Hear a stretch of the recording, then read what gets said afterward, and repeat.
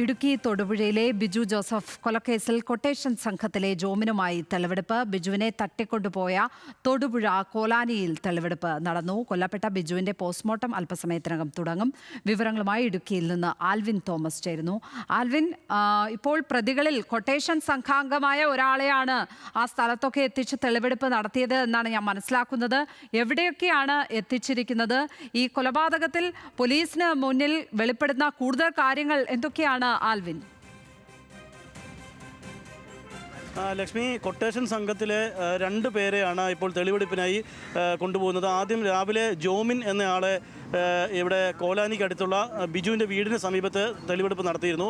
ഇപ്പോൾ ഈ മുഹമ്മദ് അസ്ലം എന്ന കൊട്ടേഷൻ സംഘത്തിലെ മറ്റൊരാൾ, അയാളുമായുള്ള തെളിവെടുപ്പ് കൂടി നടക്കുകയാണ്. ഇപ്പോൾ ഈ കലേന്താനിയിൽ ഈ മൃതദേഹം കൊണ്ട് അവിടെ വെച്ച അല്ലെങ്കിൽ ആ വേസ്റ്റ് കുഴിയിൽ തള്ളിയ സ്ഥലത്തേക്കാണ് ഇപ്പോൾ പോലീസ് തെളിവെടുപ്പിനായി കൊണ്ടുപോകുന്നത്.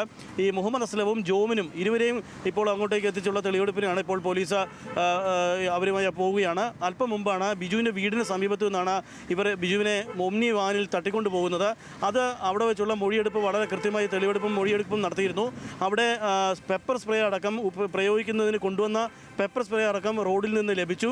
അതോടൊപ്പം തന്നെ ബിജുവിൻ്റെ കാലിലുണ്ടായിരുന്ന ചെരുപ്പ് അതും അവിടെ നിന്ന് തെളിവെടുപ്പിനായി സംഘത്തിനെ എത്തിച്ചപ്പോൾ കണ്ടെത്തിയിട്ടുണ്ട്. ഇത്തരം കാര്യങ്ങൾ പോലീസിന് നേരത്തെ വിവരം ലഭിച്ചിരുന്നു. ഇങ്ങനെയായിരുന്നു ഇതിൻ്റെ ഓപ്പറേഷൻ നടന്നത് എന്നുള്ളതാണ് പോലീസിന് വിവരം.